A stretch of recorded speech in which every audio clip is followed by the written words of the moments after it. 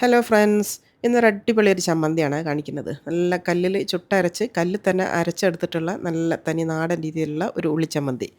അപ്പോൾ അതുണ്ടാക്കാനായിട്ട് ഒരു പാനിലേക്ക് ഒരു 2 ടേബിൾ സ്പൂൺ വെളിച്ചെണ്ണ ഒഴിച്ച് കൊടുക്കുക. അതിലേക്ക് ഇതാ കുറച്ച് ഉണക്കമുളക് കേട്ടോ.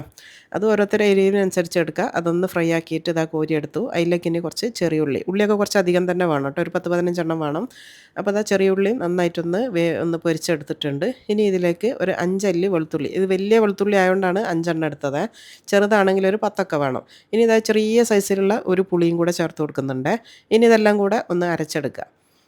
ഞാനിവിടെ അരച്ചെടുക്കുന്നത് ഈ ഒരു ഇടികല്ലിലാണ് കേട്ടോ. കൽവെന്ന് പറയും. ഇതിൽ അരച്ചെടുക്കുക. അല്ലാന്നുണ്ടെങ്കിൽ അമ്മി ഉണ്ടെങ്കിൽ അമ്മിയിൽ. നമ്മളിങ്ങനെ കല്ലിൽ അരച്ചെടുക്കുന്ന ഈ ഒരു ചമ്മന്തിക്ക് ഒരു പ്രത്യേക ടേസ്റ്റ് തന്നെയാണ് കേട്ടോ. അത് എന്താ പറയുക, മിക്സിയിൽ അരച്ച് കഴിഞ്ഞാൽ നമുക്ക് ആ ഒരു ടേസ്റ്റ് കിട്ടില്ല. അപ്പോൾ അത് നന്നായിട്ട് ഞാനൊന്ന് ക്രഷ് ചെയ്ത് എടുത്തിട്ടുണ്ട്. ഈ ഒരു രീതിയിലാണ് വേണ്ടത്. ഒരുപാട് അങ്ങ് അരച്ച് മഷി പോലെ ആക്കി എടുക്കണ്ട. ഇതുപോലെയാണ് വേണ്ടത്. അപ്പോൾ ഞാനിതിപ്പോൾ മാറ്റി വെക്കുന്നുണ്ട്. കാരണം ഇതിലേക്ക് കുറച്ച് തേങ്ങയും കൂടെ ഒന്ന് ഒതുക്കിയെടുക്കാനുണ്ട്. അപ്പോൾ ഒരു അരക്കപ്പ് തേങ്ങ എടുത്തിട്ടുണ്ട് കേട്ടോ ഞാൻ. അരക്കപ്പ് മതി. അത് അതിനൊന്ന് ടേസ്റ്റ് ബാലൻസ് ചെയ്യാൻ വേണ്ടി മാത്രമാണ്. അല്ലാന്നുണ്ടെങ്കിൽ അങ്ങനെ തന്നെ എടുക്കാം കേട്ടോ. അത് മാത്രമായിട്ടും. ഇനിയിപ്പോൾ ഇതാ കല്ലുപ്പാണ് ചേർത്തെടുത്ത് ഒരു 1/2 ടീസ്പൂൺ. കല്ലുപ്പ് തന്നെ ചേർക്കണേ. അന്നേരമാണ് ഇതിൻ്റെ ഒരു റിയൽ ടേസ്റ്റ് വരിക. നല്ല ടേസ്റ്റ് ഉണ്ടാവും.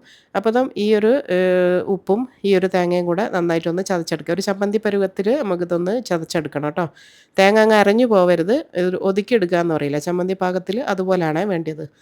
ഇപ്പോൾ അത് നന്നായിട്ട് തേങ്ങയൊക്കെ ഒന്ന് ഒതുങ്ങി വന്നിട്ടുണ്ട്. ഇത്രയും മതി. ഇനിയിപ്പോൾ നമ്മൾ ആദ്യം ചതച്ച് വെച്ചിട്ടുള്ള ആ ഒരു ഉള്ളിമുളകിൻ്റെ കൂട്ട് ഇതിലേക്ക് ഇട്ട് കൊടുക്കുക കേട്ടോ. ഇനിയിപ്പോൾ നമ്മൾ ആ പൊരിച്ച എണ്ണ ബാക്കിയുണ്ടേന് ഒരു ടേബിൾ സ്പൂൺ അത് ഇതിലേക്ക് ചേർത്ത് കൊടുത്തിട്ടുണ്ട്. ഇനി ഇത് കംപ്ലീറ്റ് നമുക്ക് കൈ വെച്ചിട്ട് തന്നെ ഒന്ന് കുഴച്ചെടുക്കുക കേട്ടോ. നല്ല സ്മെല്ലാണ് വരിക. നമ്മൾ ഈ എന്താ പറയുക, ഒരു ആരെയും കൊതിപ്പിക്കുന്ന ഒരു സ്മെല്ലാണ് ഇത് നമ്മളിങ്ങനെ ചെയ്യുന്ന സമയത്ത് കേട്ടോ. ഭയങ്കര ടേസ്റ്റി ആയിട്ടുള്ളൊരു മണമാണ് വരിക. ഇപ്പോൾ നന്നായിട്ട് ഞാൻ മിക്സ് ചെയ്തിട്ടുണ്ട്. ഇതിന് നമുക്ക് കൈ വെച്ചിട്ട് നന്നായിട്ടൊന്ന് ഉരുട്ടിയെടുക്കുക. ഈ ഒരു ചമ്മന്തിൻ്റെ ടേസ്റ്റ് എനിക്ക് പറഞ്ഞറിയിക്കാൻ വേണ്ടി കഴിയില്ല കേട്ടോ. അത്രയും ടേസ്റ്റിയാണ്, അടിപൊളിയാണ്. അപ്പോൾ തേങ്ങ ചേർത്തിട്ടും തേങ്ങ ചേർക്കാണ്ട് എല്ലാം ഉണ്ടാക്കാം കേട്ടോ. അപ്പോൾ എന്താ പറയുക, ഉള്ളിൻ്റെയും ആ ഒരു ഇതിൻ്റെ ഒക്കെ മുളകിൻ്റെ ഒക്കെ ടേസ്റ്റാണ് മുന്നിട്ട് നിൽക്കുക. അപ്പോൾ ഇന്ന് കാണിച്ച ഈ ഒരു തനി നാടൻ വിഭവം നിങ്ങൾക്ക് ഇഷ്ടമാണെങ്കിൽ ലൈക്ക് ചെയ്യാനും ഷെയർ ചെയ്യാനും കമൻറ്റ് ചെയ്യാനും മറന്നു പോകരുത്. ഇതുപോലുള്ള സിമ്പിൾ റെസിപ്പികൾക്ക് ലിയാൻസ് കിച്ചൺ ഒന്ന് ഫോളോ ചെയ്യണം. ഒരുപാട് റെസിപ്പികളുണ്ട്, ഒന്ന് ചെക്ക് ചെയ്ത് നോക്കാൻ മറന്നു പോകരുത്.